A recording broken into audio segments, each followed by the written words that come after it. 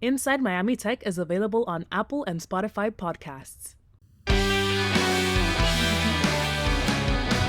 Hey there, it's Coral, and welcome to Inside Miami Tech, the podcast where we share the stories and expertise of leaders inside the Miami Tech ecosystem. Today, we're joined by Veronika Petrova, female entrepreneur, vlogger, and current business analytics graduate. Yes. Hi, Veronika. I am so happy to see you. I am so happy. In like real person form. You're just like women in technology, women in STEM, and entrepreneur. I think this episode is gonna be really, really fun. I'm super excited. Everything. I wanna know first. Where are you from? I'm from Siberia. I'm from the coldest city in the world called Yakutsk. I'm like native Siberian, so I'm from Russia. Basically, and I'm an international student at FIU here. Graduated recently with degree in business analytics. And how did you get into business analytics? What's your story behind that? So my story, honestly, is kind of funny. I wanted to do psychology, and then my dad was like, psychology? Psycho people? There is no cure for psycho people, daughter. What is psychology? He said, you have to do business, programming, IT, like typical immigrant. Yeah. I mean, I cannot say immigrant because my dad is back home, but you know what I mean, like foreign dad mentality, like Soviet dad, like very strict, tough, silent type. And then I was like, I guess, all right. And I kind of just opened the list of all STEM majors, and I just went one by one, and I like to see what I could do, literally. And I was like, civil engineering, no. I was already computer science for a year. Computer science was like, I love programming. I took Java. I loved it so much. Like we did some puzzles and games. But you really need to be like full on with computer to do computer science. I think like I'm really creative and like artistic, also social, So I was like, realistically, I don't think I should do this, just for the money. So I just opened the list of all majors and I saw business analytics. I was like, what is business analytics? Like sounds something like in between business and IT, which, I would love to do. And I just researched about it and learned what it is, and I was like, I think this works for me. And it's a STEM major, and also I wanted STEM partially because I'm an international student and I get 3 years on my visa to stay after I graduate here in America, so that was also kind of partially a factor.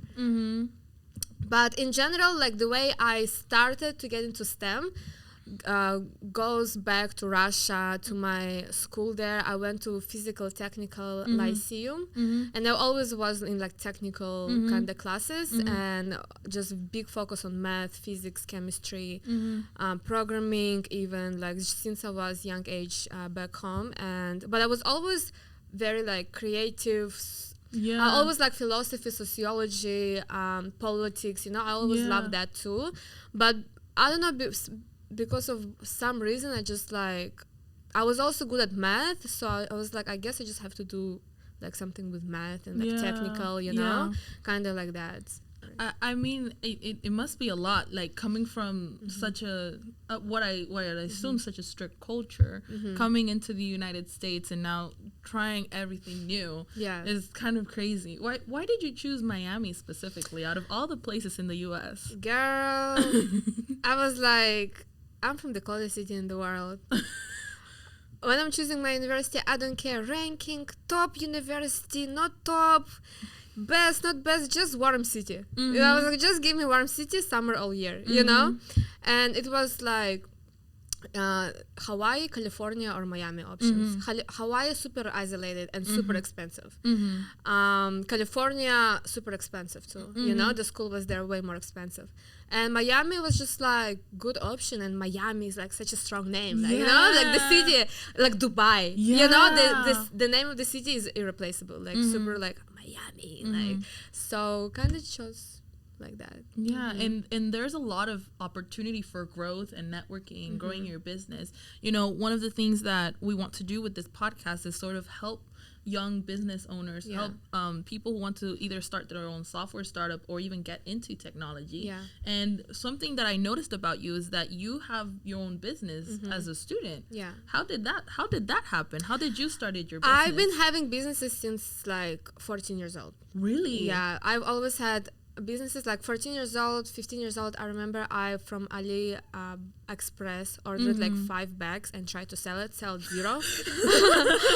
0. Literally did Instagram. My Instagram was like slaying, you know? Had Alibaba? Yeah, Alibaba shit.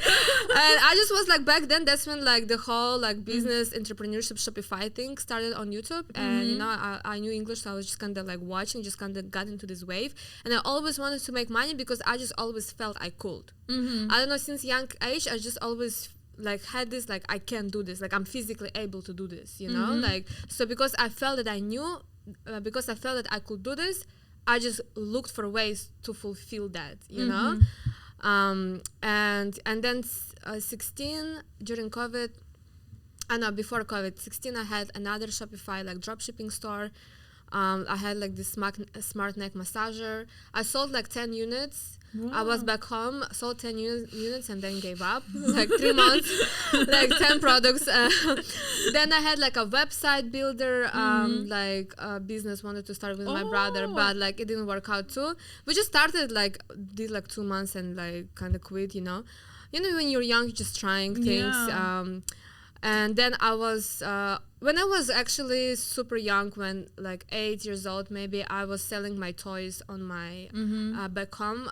I took all the old toys and put it outside and was selling to people on the street, you know, passing by. I guess that's my first entrepreneurial experience. And then like during COVID, I had an English school. I just went back home during COVID. They allowed international students to go back home and study remotely. So I did that, and my dad was like, "Get a job." I was like, "All right, God damn!" Like I was already 19, you know, and he was like, "Get a job," like, and I, you know, got English teacher job, and then I taught for 6 months, and I was like, and my boss, she said, "Make quick." I started TikTok also back then, and she said, "Make quick videos, like 5 common phrases in English or like 10 slangs in English, you know, for her Instagram page." For her business page. I was doing that and she would pay me extra, and I noticed it would get views. And I was like, I can do it myself. Yeah. I was like, I could just make a page separately and, well, you know, do like these entertaining, informative videos of teaching English and get like clients and maybe make an online school. And that's what I did. And I built an online school. I had like 6,000 followers on my Instagram, and I had like good amount of views. I did like boost posts on Instagram, you know. I collected money from my English teacher job, and it's just like $10 per day boost posts, you know. And it actually like, you know, reached a lot of people, really helped. And I had like 3 teachers and about 20 students. And after the war, I had to close the school. It just became complicated, and like earning in rubles to live in dollars is very excruciating, exhausting, you know. Like it's like I was earning good, but not for America. Yeah, you know, I was earning like profits, like I could really live good maybe back home, like, or for like business that's only 1 year old, it was not bad money, but in America it was nothing. Money will go like this. And I couldn't not invest back in my business, not grow. It's just kind of, and I also lost passion, honestly, you know, like teaching English. I don't know, I just lost passion. I don't know, I just wanted to like focus on school again, I guess, you know. It just became a lot. Like to be able to run a business, you need to have mental stability. Really? First of all, mental stability. Tell me more about that. Like, for example, if you're, because your whole business stability depends on you. You know, like for example, when you have 9 to 5, you get your job done, you go home and you don't think about it. You know, like business, you think about it all the time. You know, you're the one responsible. So if you don't have stability, you don't have routine, you're not able to project that into the business. You know, and if your business is not stable, that's when it collapses. You know, and like for example, me, I didn't have a good sleep schedule. I was always like messed up sleep schedule. You know, like student life, campus life. I was like sophomore, junior, you know. Now I'm like more organized. And also like I didn't eat good. Like I didn't like have like cooking skills. So I was like looking for food, you know, just things like that. I didn't have my together. Yeah. So that also kind of projected onto my business, and I was like, I really want to do business, and for me to do business, I have to, like, my room wouldn't be clean, you know, things like that. Now my room clean, I got my breakfast ready, you know, like just things like that, little things like that give you stability and peace of mind. Yeah. So how did you learn to have that stability to grow the business that you have now from, you know, the website builder and all those failed businesses you had younger to the one you have now? Honestly, learned so much. Like, I'm so glad of all the failed businesses I've had, like almost 5 or something. I don't regret not a single one, because I learned hands-on experience that I could have not learned with no YouTube video, with no book. You know, just things like that. Even things like stress resilience to certain things you only get through experience, you know. And I learned a lot, starting from like just visuals, how to learn how to do Shopify, how to do ads, and like website I do for my brand right now, Siren Studios. Actually, this dress is from my brand. I do everything, like the website I do myself. I edit the pictures. Yeah, you build your own website. I build my own website, and I just trust myself. Once I paid someone to do my website, it was so. I was like, no, and he asked $500. I was like, no, like you didn't do nothing like I wanted, and now like if I want to change something, I have to reach out to you again. I was like, I might as well just learn myself, you know. And I'm really like visual and aesthetic, you know. I really like, if something is wrong, I can't. Like I have to fix it. Everything has to be perfect. Like that's how I am. But perfectionism can be also a bad trait, you know. Like I think perfectionism works until it doesn't. So you have to find balance there too. Yeah, because you said that you learned the most by failing 5 times. Yeah, that's crazy. I wanna hear about Siren Studios. How did after all of those Siren Studios, how did that happen? So basically, you know, I was one day, I want to do some business like connected to fashion, because I always love fashion, you know. And I was growing up, and I just find power in passion. I used to dress super like just basic, you know. And one day I was like, I'm a legend in the process. I have to dress like you know accordingly. And I just remember ordered like 10 pieces from Shein or something, you know, just like didn't have money like to do a whole wardrobe change. So I just got from Shein like some classy dresses, but still casual, you know, that I can wear everywhere, and like just really elevates you. Like, and it's really important, I think, to invest in your like dresses and your looks, because you have only one time to make first impression. Yes. You know, and you don't have second time to make first impression. You know, like do whatever you want with that information. You can be mad at it, you can be, you know, but it is what it is, you know. So, and I was just like, I realized like I want like to improve my looks, how I was becoming woman, you know. I want to do something. So if I make a business where I have to order clothing and then like sell it, I will have infinite amount of clothing. So I could kill 2 birds at once, you know, like elevate my wardrobe and start working on a business, you know. And kind of like that happened, you know. And but I always loved fashion. I think I always dressed more or less cute and like with style, and just fashion to me like art in a sense. Was always obsessed with like just beautiful things, just like things that look pretty, you know. And fashion is one of those things, and I think it's just also a really feminine business. You know, I wanted business that also makes me still like I'm still a girl, you know, like, and it's really cute. And some business that I can implement into my blog and into my daily life. So what I do, I get dressed, I like do get ready with me, and I show the dress like in my stories, or when I'm out with my friends, or my friends wear the dresses. Make it more natural, like into your organic, into your life, like implement it. Kind of like that. I think it's like it's kind of intimidated to start your own business as a woman, because there's a lot of like misconceptions of like, should a girl start a business, should a young person start their own business, when you can and you've done it. No, that's for sure. I think women are meant to be business owners. Like this is our nature. I don't think even like compared to men, let's say. Right now, the studies by Forbes and Harvard, they all prove that women are better at leadership.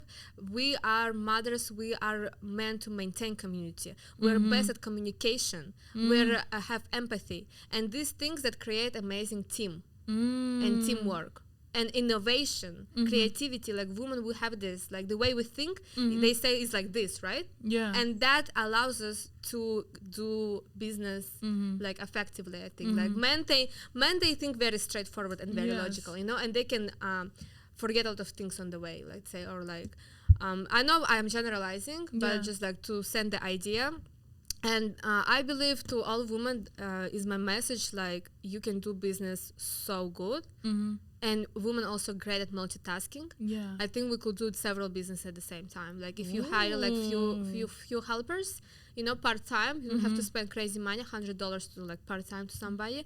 I think you could do several businesses even, and it's even more effective, I heard, because you do several businesses and you see what hits, you know, and you focus on that more. Yeah. So, and yeah, about women, I just I don't know. I believe back home I see a more patriarchal, more sexist. It's not that bad, you know, but still compared to America, let's say. And I see women back home, they are working and making money way more than men. Wow. Back in Russia. Like they doing business, and the reason they get into beauty industry because there is not as much equal opportunities in like finance or construction or like you know politics. Like women don't feel comfortable going in there, so what women do, they create businesses back home, and there is boom of businesses and bloggers of women back home. Wow. Like literally like and their men may be like helping or like, you know, doing labor. We need that for. That's what they're for.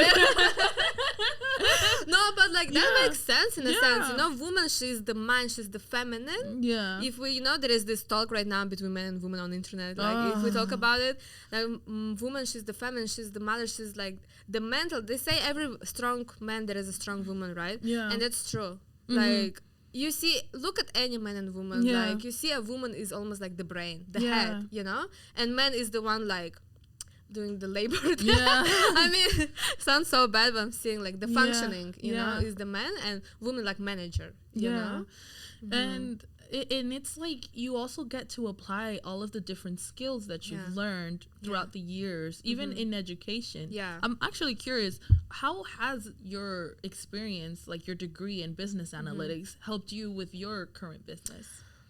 Honestly, there is so many different ways that maybe I'm not even able to pinpoint, but the ones I am is just like terms like business terms, just general business terms, economical terms, technical terms, like the fact that data analysis even, the data analysis is implemented into business, like website conversion, like how long the customer is on the website before he checks out, before they check out, or how long they're watching the reel and TikTok before they go to the website to shop, or you know, just things like that. Like I think made me aware of these things more, and I know that like it exists, and I'm able to like analyze it and implement into my business. Just in general, the world is becoming so technical, like even with AI right now, and I think I'm really like close to that because I'm in STEM, and I know of things like first and faster because I'm already like in this movement, you know? And with data is a big part of AI. Data is the future. Is everything. It's gonna be everything. It's scary. No, because there is like invasion of privacy. It's so easy with data. It is like so easy, and it should be a big conversation, you know, that like what is acceptable to like to get from a person to analyze the data for like profit and advertisement and like whatever reasons, you know, like they literally track everything, like how much you sleep, like just things like that, you know. We don't even know like what they track. It's only when you're inside that you know, oh shoot, this is real. It's not like a joke. Have you watched Social Dilemma? Oh, the documentary. It's basically about like invasion of privacy with data. It's just like they literally like track things like who you're dating. And like, so okay, how long you haven't talked to them, so let's do a notification from them, you know, just things like that. It's scary. There is information that I feel like yes, you need data to drive your business forward, but then there's some data that it's like, is it necessary or is it ethical? Exactly. The ethical point, I think, is really concerns big corporations, you know, because they will like, if something will make them 2 cents more profit, they're gonna do it, you know, because 2 cents in big like ranges like corporations, it converts into millions, you know what I mean? So I noticed that right now we in this toxic wave, almost anything for money. Yes. You know, just they will step over heads. We don't know what's happening behind, you know, just for the money, you know, and it's a little bit sad. Like, I don't think everything, obviously we need money to survive, but I don't think it should be that like toxic. And there is such like there's so much possibility with technology and the way we use it and the way we use it for business. Like, there's so many positive sides to it, but then there's also the things that are not so good. I'm also curious, well, since you're more of an ethical business owner, how do you use the technology that for your business for good? Well, I don't think a small business owner like me can like do something like unethical. You know, it's not like I'm gonna like hire people in Vietnam, you know, child labor or something like. But like things I do, just I use Google Analytics for website analysis. I use just like my social media analysis, you know, analytics, and just do basic bookkeeping, you know. It's I also Excel helped me. I learned Excel. Wow. They forced me to learn Excel. I was like, the classes just kept coming, you know, the business analytics. Like, I thought, okay, Excel class done. Finally, another one, you know, like I was just like, damn, like they forced me to learn Excel. So like that helped a lot, like just to do my basic bookkeeping, accounting. Yeah, that's good. That's good. I want to pivot the conversation to something that I think I'm very curious about. How was it like being a student and then being an entrepreneur at the same time? Depressful. Stressed, depressed, yeah. But I don't regret anything. Like, really? I learned so much. I was just always like crying and just like, yeah, it was a lot. But that made me so strong. Now nothing can break me. Wow. Yeah. But I knew like I would cry even more if I didn't do it. You know, like I really ran off on fear of missing out or fear of opportunities, fear of not fulfilled potential. That's what really drives me. Like, you know, and to me, time goes so fast and time is money always, like, you know, kind of is in my brain right now. And maybe because of that, like, I have to be doing something always. Something. Like, I can't just sit and do nothing. I have to be doing something. Like, I don't know, like, some business, some project, something, you know? Yes. Like, I think I'm always like that, too. I'm always like, what's the next project? What's the next software because I'm like, I have all this potential. I have all this energy in me. Like, I feel it. I want to express it. I want to fulfill it. I want to show myself to people. You know? I want to, like, go out there in the world. And that's what I guess made me just do business and school at the same time. I was just like, I have an amazing idea. Like, I can do this, and I want to do this now. You know, so kind of like that. And I told you, I've been having businesses since like 14. I just always like it was just kind of innate in you. Yeah, exactly. And what were some of the things that sort of helped you? Because you already explained what helped you with your mindset. What sort of helped you with your time? Time management. Yes. Oh, I don't think I'm the best at it, even now. But I definitely learned some very like insightful and crucial lessons that you can only learn, I think, through experience, such as understanding that you can't look at the big picture and you can't stress yourself with all the things that you have to do, because you're going to think about all the things you have to do to start a business. Yeah. And you think about all of this and you stress yourself and then you do nothing. Yeah. So you started, you stress yourself without even starting anything. Like you stress about nothing, basically, you know? So you have to be more like taking one day at a time in any area, I think, you know? Like now I really, and I have plans. I make strategy, like, you know, like I can do this, I have plans for the future. But what I focus on is today. What we have is only today. You know, for example, like with my brand, I have to make like some posts, you know, and videos. And before I was like, oh my God, I have to make this post. I have to 10 videos. They all have to be perfect. Now I have to make today one video. That's how I think. And that way you make video every day. So you created 7 videos. Wow. But in a week, you know. But if you were thinking in a sense, oh, I have to make like 10 videos, and you spend all day making them, trying to make 10 videos in one day, and then you're stressed, and then you didn't do any other things that make you happy. You still have to live your day, you know. You have to like have breakfast, like go lunch, go out, have a walk, you know. You always have a clean room. And like if you just try to do everything at once in one day, it will only crush you and you will only collapse. So my time management advice is really just taking one thing at a time, not stressing. Like literally I learned not to stress. Stressing is really bad for your health. Also, it really shows fast, and we're young now, we don't have to like worry about it, but like it's gonna like show when you grow older, because this thing's gonna become a habit. And stressing can become a habit that can literally kill you. So what I learned, there is no reason, I think Kim Kardashian said this before, but like there is no reason to worry, just do it, just find a solution. You know, like, oh, stressing, oh, I have to do this. No, just find a solution, just calm down, let's find a solution. You know, like, and this thing slowly this behavior will become your regular behavior, and you will not even stress, you will just do it. You know, that's so important. Veronika, I'm gonna give you a chance to anything else that you would like to share that I haven't asked. In sense of happiness, you should not like live in the past or be stuck in the future, you know. Oh, when I get this I'm gonna be happy, when I get this I'm gonna be happy, you know. I'm doing business not to get money and be happy. I think I'm already a super happy person, like and I repeat that to myself. I'm super grateful, I'm super happy, like every day, and I feel it. It's just this feeling, you know, of gratitude.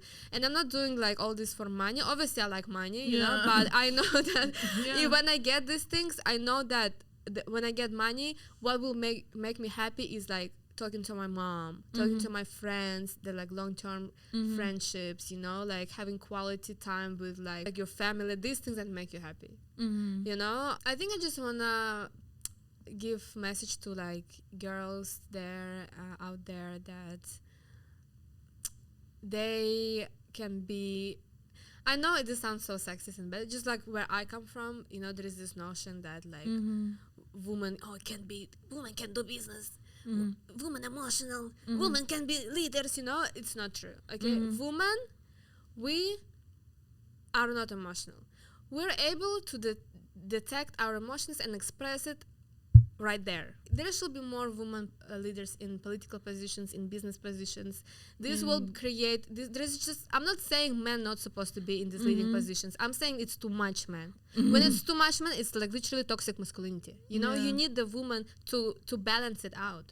Also, having your own business, like as a woman, it's just back home and in our like society, because we came from patriarchy. I'm analyzing like, and I'm not being victim, like right now I don't feel like I don't have like same opportunities as men or something, you know, but there is still things, there is still like it's still work in progress, you know. Like literally 50 years ago we couldn't work. It's still work in progress, you know. It's not just gonna disappear like in 10 years, you know. Like, there is still some things that needs and if we don't fight for it, it might go back. That's the thing, you know. So for women, it's important to have business and just to work, I think. Just do something, like earn their own money. Like I know there is notion like find a prince and just find sugar daddy, like find a rich husband, you know. But like I'm also speaking as an entrepreneur woman. I know I want to be making my own money, you know. But I just found that it's not reliable. It's not reliable to rely on a man, because what, you're young, you're gonna be like, okay, like he's gonna take care of me, and then in 20 years you lose your beauty, you lose your youth, your energy, and then he's like, you know what, he cheated on you, and then you're left at 50 years old and you have no career, you have no portfolio, you have nothing, you know, like. And I'm saying this because I see this happening back home. You know, and it's just really sad, and like there needs to be change. And then the man, you know, when like women, they give up their work to take care of kids, and then when they grow up, man is like, it's not your money, like it's not your, that business, my business is not your money. Why? I mean, because it is my business, but I gave up my work to raise our kids so you can do your business. But it's like, it's not your money, you know. Like it's just like things like that, just like women, just like if you can, like I would say work for yourself, try to build something of your own, like just being independent. And I see like the future being maybe in 100 years, maybe in 50 years, where there is like as much women in political positions as men, if not more. Yeah, That's and even what I in see. business. So I think today you really explained like how important, you know, having your own business, how the struggles you face. A lot of the things that you mentioned today are so important, whether you're building your own business or people who want to build their own software business. The struggles are pretty similar, because there's a lot that when you're writing code or you're building something with a team of people, you need to, like you said, have a clear mindset, you know, take things one day at a time. It's okay to fail, and you can also apply those skills that you learned in school while doing your own business. So thank you so much, Veronika. I learned a lot from you today, and I love your energy. I loved it. I love your energy. Thank you. I'm actually gonna give you a chance right now for you to promote anything and how people can reach you. So I have Instagram and TikTok. I'm a blogger. My tag is Veronika.Petrova, and I have my clothing brand, Siren Studios. Is basically seducing elegant pieces, and our motto is to be seductive and destructive, just like a siren, like captivate and conquer, you know, just like empowering like pieces for my girl bosses, for my pretty girls, smart girls, you know, that want to dress classy but still, you know, with a little spice. So, and the dress I'm wearing is called Blue Dreams, also from my brand. And I also have my little podcast, Petrova Podcast. I want to like grow it more this year. And one thing, I have my song coming. So basically I always like rap, and like kind of came to Miami, started freestyling a little bit. And I used to write poems when I was a teenager. So my track is called Siberia. It's in Russian and in English. That's so like cool. Bilingual rap. Hey, thank you so much. We Thank did you. it. Yes. Thank you for listening to Inside Miami Tech.